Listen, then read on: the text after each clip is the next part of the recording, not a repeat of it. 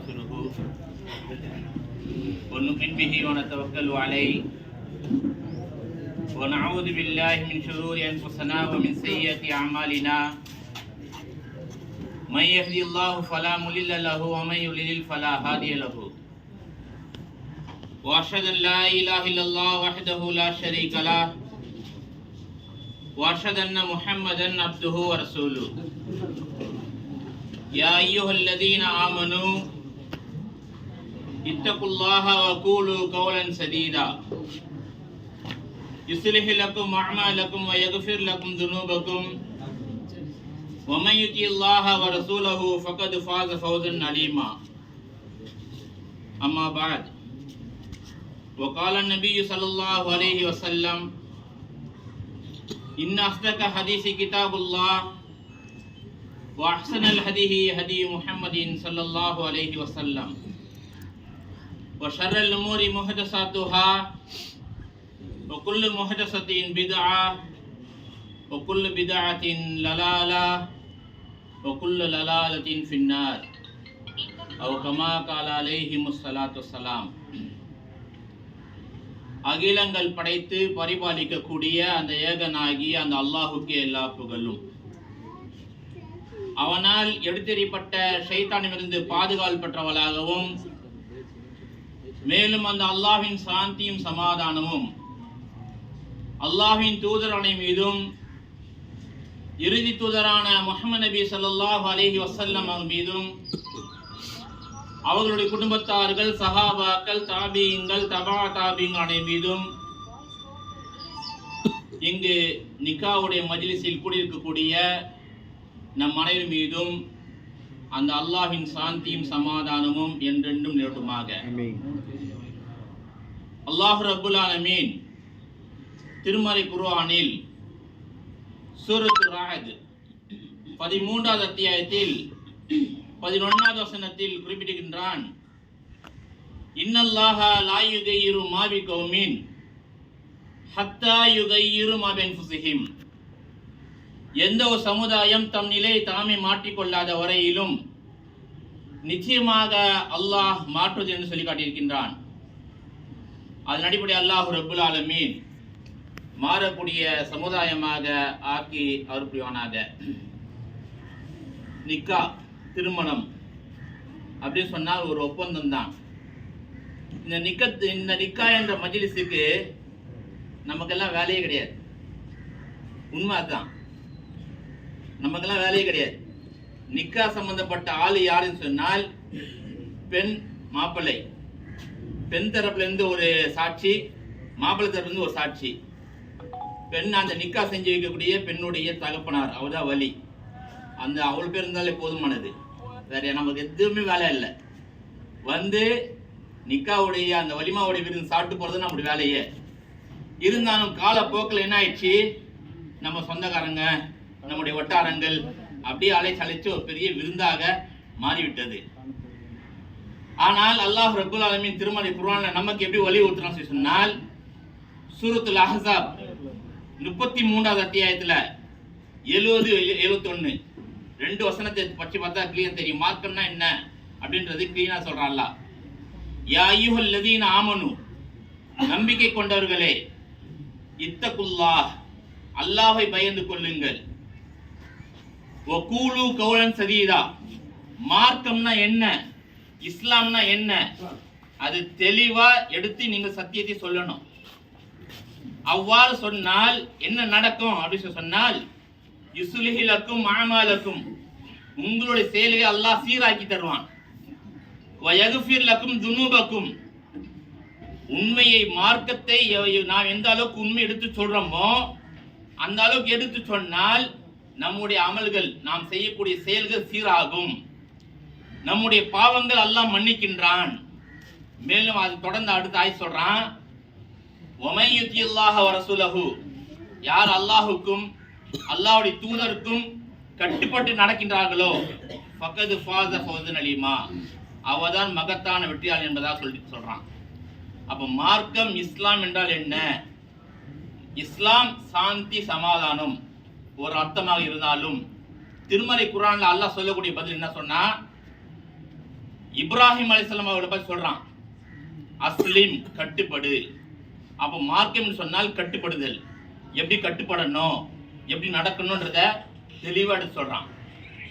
அவ்வாறு சொல்லக்கூடிய அந்த ரப்புல் ஆலமீன் நிக்கா என்ற மஜ்லிஸ்ல நமக்கு என்ன வேலை அப்படின்னு சொன்னால், இந்த நிக்காவுக்கு மாப்பிள்ளை பொண்ணுடைய சம்மதத்தை அந்த பெண்ணுடைய தகப்பனார் நின்று அந்த நிக்கா நடத்தி தரார், ஒப்பந்தத்தை செஞ்சு தரார். அவ்வாறு செஞ்சு தரும்போது அதுக்கு முடிவு இல்லை. அது முடியும் போது பிரார்த்தனை துவான்னு சொல்லுவாங்க. இந்த துவாவின் நபி ஸல்லல்லாஹு அலைஹி வஸல்லம் தெளிவாக சொல்லிவிட்டாங்க. என்ன எப்படி நம்ம வாழ்த்தணும், அந்த மாப்பிள்ளையும் பொண்ணையும் எப்படி வாழ்த்தணுன்றது சொல்றாங்க. ஆனால் இது புது மாப்பிள்ளை பொண்ணுக்கு மட்டுமல்லாமல் திருமணமாகி நாமெல்லாம் கடந்து வந்துட்டோம். 10 வருடங்கள் 20 வருடங்கள் 30 வருடங்கள் கடந்து வந்திருக்கிறோம். ஆனாலும் நமக்குள்ள சில கசப்பான அனுபவங்கள் நம்முடைய குடும்பத்துல இருந்துட்டே இருக்கு, ரசூலுல்லாஹ்வுடைய காலத்திலே இருந்திருக்கு. ஆனால் அது எவ்வாறு சரி செய்யப்பட வேண்டும் அப்படின்னு சொன்னால், நமக்கெல்லாம் என்னென்ன வீட்டுக்கு வந்தோடனே நம்மளை வர வைக்க கூட யாருமே இல்லையே அப்படின்னு சொல்லிட்டு ஒரு ஏக்கம் என்பது எல்லாத்துக்கும் இருந்து தான் இருக்கும். உள்ள வந்தோடனே அது மூஞ்சி கட்டு போறது, இது திரும்பி போறது, இந்த மாதிரிலாம் இருக்குது. இது என்ன காரணம் அப்படி சொன்னால், நபி ஸல்லல்லாஹு அலைஹி வஸல்லம் தெளிவா சொல்லியிருக்கிறாங்க, எப்பொழுதுமே கொடுக்கிற கை மேல் ஓங்கி நிற்கும். அப்ப நம்ம எதை கொடுக்கின்றோமோ அது நமக்கு திரும்ப கிடைக்கும். அப்போ நம்ம ஃபர்ஸ்ட் நம்ம வீட்டுல என்ன பண்ணோம், கொடுக்க ஆரம்பிக்கணும். எப்படி கொடுக்கிறது? அன்பு, பாசம், நேசம், காதல், இதெல்லாம் எங்கிருந்து வருது? நம்ம கொடுக்க ஆரம்பிச்சா அது அப்படியே ரிட்டர்ன் நமக்கு கிடைக்கும். அப்ப ரசூலுல்லாஹி ஸல்லல்லாஹு அலைஹி அவர்கள் எவ்வாறு செய்தார்கள் என்பதாக பார்த்தால், சாப்பிடுகின்ற நேரத்தில் மனைவிக்கு ஊட்டி விட்டார்கள். நபி ஸல்லல்லாஹு அலைஹி அவர்கள் ஆயிஷா ரலியல்லாஹு அவர்கள் எதை சாப்பிட்டார்களோ அதை வாங்கி அந்த கடித்த இடத்திலேயே அவருக்கு சாப்பிட்டு இருக்கிறார்கள். இதெல்லாம் நமக்கு வழிமுறை காட்டி தந்திருக்கிறாங்க, இப்படிதான் இருக்கணும்னு சொல்லிட்டு. அதே போய் நபி ஸல்லல்லாஹு அலைஹி அவர்கள் வெளியே செல்லுகின்ற நேரத்தில் மனைவியுடைய நெற்றியில் முத்தமிட்டு சென்றிருக்கிறார்கள். நம்மளாம் என்னைக்காவது ஒருத்தர் செஞ்சிருக்கிறோமா? கொஞ்சம் நல்ல யோசனை பார்ப்பாங்க. வெளியில போகும்போது சில நேரத்தில் கோவத்தில் கூட என்ன பண்ணிடுறோம், மூஞ்ச காட்டி வெளியில போயிட்டே இருக்கிறோம். ஆனா என்ன நடக்கும்? அந்த மாதிரி நடக்கக்கூடாது என்பதற்காக வேண்டி வெளியே செல்லுகின்ற நேரத்தில் நெற்றியில் முத்தமிட்டு செல்லுங்கள் என்பதாக சொல்லி காட்டியிருக்கிறார்கள் அல்லாஹ்வின் தூதர் ஸல்லல்லாஹு அலைஹி வஸல்லம் அவர்கள். அதே போல வீட்டுக்குள் நுழைஞ்ச உடனே வீட்டிலிருந்து வெளியில போகும்போது அஸ்ஸலாமு அலைக்கும் வரஹ்மத்துல்லாஹி வபரகாத்துஹு, இது மிகப்பெரிய பிரார்த்தனை. இது மிகப்பெரிய பிரார்த்தனை. நம்ம அது சொல்லாமே இருந்துட்டு இருக்கிறோம். உங்கள் மீது அல்லாஹ்வுடைய சாந்தியும் சமாதானமும் உண்டாவது என்பதாக ஒரு பிரார்த்தனை. இது நம்ம என்னைக்காவது சொல்லியிருக்கிறோமா? கொஞ்சம் நல்ல யோசனை பாருங்க. ஏன் நம்ம வீட்டில் இல்லாத கஷ்டங்கள், துன்பங்கள், துயரங்கள் இதெல்லாம் ஏற்படுது அப்படின்னு பார்த்தா, இதெல்லாம் நம்ம சரியா செய்யறது இல்லாதனால. ஆனாலும் இது செஞ்சுட்டேன்னா எல்லாம் சரியாயிடுமா? கஷ்டங்கள் இல்லாம போயிடுமா? துன்பங்கள் இல்லாம போயிடுமா? எல்லாம் ஏற்படதான் செய்யும். ஏன்னா அல்லாஹ் அதுவும் சொல்லிட்டான், வலனபுல்லுவன்னக்கும், நிச்சயமாக சத்தியமாக நான் உங்களை சோதித்துக் கொண்டே சொல்லிட்டான். அப்ப அந்த சோதனையும் வரும், துன்பங்களும் வரும். ஆனால் இதற்கெல்லாம் மேற்படியாக நாம் சம்பாதிக்கக்கூடிய அந்த சம்பாதித்துல வர்க்கத்து இருக்குதா கேட்டா இல்லையே. அதுக்கு காரணம் என்ன? இதுவா தான் இருக்கும். இந்த மாதிரி இது விஷயங்கள் எல்லாம் சரியா செய்து விட்டோம் என்று சொன்னால் நமக்கு எல்லாமே சரியாகிவிடும். அதே போல நபி ஸல்லல்லாஹு அலைஹி வஸல்லம் வாழ்க்கையில் நடந்த சில நிகழ்வுகள் இதெல்லாம் சொன்னா, இதெல்லாம் ஏன் இங்க சொல்றீங்க, இதெல்லாம் செய்யறது சாத்தியமாகுமா அப்படின்னு சொல்லிட்டு நீங்க என்னையே ஒரு ஏளனமாக ஒரு மாதிரியா பார்ப்பதும் செய்வீங்க. அதை பத்தி கவலைப்படக்கூடாது. ஏன்னா ஃபர்ஸ்ட் நான் ஆயத்தை ஓதிட்டேன், சத்தியத்தை எடுத்து சொல்லணும்னு சொல்லிட்டேன், சொல்லிதான் தீரணும். நபி ஸல்லல்லாஹு அலைஹி வஸல்லம் அவர்களும் அவருடைய மனைவியும் ஒன்றாக குளித்திருக்கிறார்கள். நாம் செஞ்சிருக்கிறோமா? செய்யல. இது சுன்னத், வழிமுறை. அதே போல நபி ஸல்லல்லாஹு அலைஹி வஸல்லம் அவர்களும் ஆயிஷா ரலியல்லாஹு அவர்களும் வீதியில் ஓட்ட பந்தயம் ஓடி இருக்கிறார்கள். நாம் ஓடி இருக்கிறோமா? இப்ப ஓட என்ன இது தேவையா எங்களுக்கு அப்படின்னு நம்மளே திருப்பி கேள்வி கேட்பாங்க. ஆனால் இது செய்வதன் மூலம் என்ன? அதுவும் ஒரு சுகம். முதல் தடவை நபிசஸ் அவர்களும் ஆயிஷா அவர்களும் ரலியல்லாஹு அன்ஹா அவர்களும் ஓடி இருக்கிறார்கள். நபிசஸ் அவர்கள் ஜெயிச்சிட்டாங்க, ஒண்ணுமே சொல்லல. அடுத்த தடவை ஆயிஷா ரலியல்லாஹு அன்ஹா அவர்கள் கேட்கறாங்க, யார சொல்ல ஓடலாமா கேட்கறாங்க. ஓடுவோமே. ஓடும்போது என்ன ஆச்சு, ஆயிஷா ரலியல்லாஹு அன்ஹா அவர்கள் முதன்மை வந்துட்டாங்க. அப்ப ரசூலுல்லாஹ் என்ன பதில் சொல்லியிருப்பாங்க, அதுக்கு இது சரியா போச்சு சொல்லிட்டாங்க. ஃபர்ஸ்ட் நான் ஜெயிச்சேன், இப்போ நீ ஜெயிச்சிட்ட, சரியா போச்சு. ஆனால் இது எல்லாம் சொன்னால் என்ன ஆகும் கேட்டா, இது எல்லாம் நடைமுறை படித்தல என்ன ஆகும் கேட்டனா, இதெல்லாம் தேவையப்போ போல காலகட்ட கம்ப்யூட்டர் உலகம் எல்லாம் வேகமா ஓடிக்கொண்டிருக்கிறார்கள், நாம ஓடுறோம் அப்படின்னு நம்ம வந்து பேசி போயிட்டு இருக்கிறோம். உண்மையிலேயே ஒரு 20 வருஷத்துக்கு முன்னாடி நம்முடைய கான்செப்ட், அதாவது சிந்தனை எப்படி இருந்துச்சு, பேச்சினுடைய தன்மை, நான் பேசிக்கிட்ட அந்த பேசக்கூடிய அந்த பேச்சு கேட்கக்கூடிய ஆட்களுடைய சிந்தனை எப்படி இருந்துச்சு, 15 நிமிஷம் இருந்துச்சு கேட்கக்கூடிய சிந்தனை. ஆனால் இப்போ உள்ள நிலைமை என்ன தெரியுமா, நான் பேசுறேன்னா உங்களுடைய சிந்தனை வந்து அதிகபட்சமா 5 நிமிஷம் தாண்டாது. ஏன்னா அதுக்கு காரணம் நம்ம கையில் இருக்கக்கூடிய ஃபோன் தான். இந்த ஃபோன் தான் நம்ம கையில் இருக்க ஃபோன் தான். எப்படின்னு சொன்னா, நம்ம பார்க்குறோமே, ஒரு வீடியோ பார்க்குறோம், குறைஞ்ச 1 நிமிஷம் ஓடின உடனே டக்கு தள்ளி விட்டுறோம். அடுத்து என்ன அடுத்து என்ன அடுத்து என்ன, அப்போ நம்ம சிந்தனை எங்க எப்படி ஆகுது, குறுகி குறுகி குறுகி குறுகியே போச்சு. ஆனால் இஸ்லாம் என்பது விசாலமானது, அதை நாம் விசாலப்படுத்துவதில்லை. விசாலப்படுத்துவதன் மூலமாக எல்லாமே சீராகும். அவ்வாறு சீராகக்கூடிய ஒரு சந்தர்ப்பம் இந்த நிக்காவுடைய மஜ்லிஸ். இதை நாம் இந்த மஜ்லிஸை சரியான முறையில் பயன்படுத்த வேண்டும். நபிசஸ் அவர்கள் இந்த நிக்காவுடைய இறுதிக்கு, அதாவது நிக்கா முடியும் போது ஒரு பிரார்த்தனை சொல்லி தராங்க. அதுக்கு முன்னாடி இன்னொரு சம்பவம் பார்த்துடுவோம், ஏன்னா ரொம்ப முக்கியமான சம்பவம்.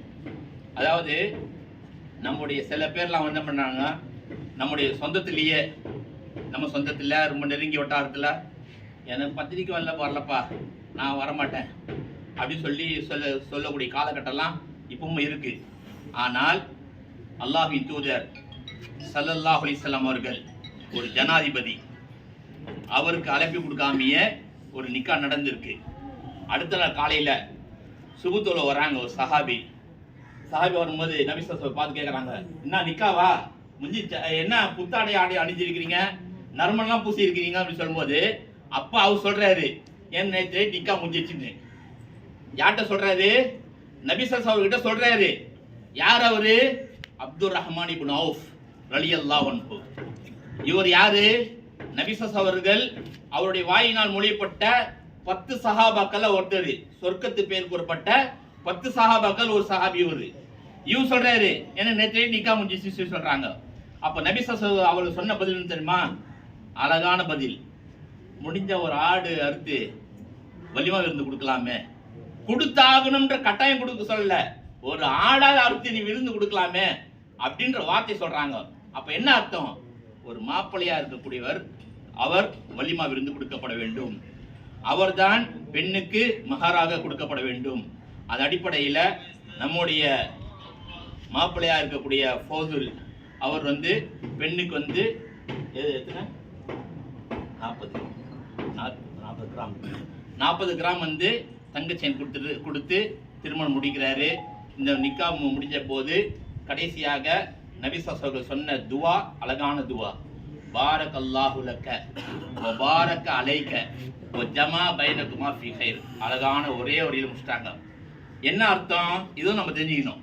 பாரக் அல்லாஹு லக்க, அல்லாஹ் உங்களுக்கு அபிவிருத்தி செய்வானாக, வ பாரக அலைக, உங்கள் மீதும் அல்லாஹ் பரக்க செய்வானாக, வ ஜமா பைனகுமா ஃபீ கைர், உங்களை நன்மையான காரியங்களில் ஒன்று சேர்ப்பானாக. அழகான ஒரு துவாவை சொல்லி தந்துட்டாங்க. இப்போ நிக்கா நடைபெற போது இதில் வந்து இது முடிஞ்ச உடனே அந்த துவாவை மறுபடியும் ரிப்பீட் பண்ணுறோம். நீங்களும் துவா செய்யுங்க. இந்த புது மாப்பிள்ளை பொண்ணுக்காக வேண்டி துவா செய்யுங்க.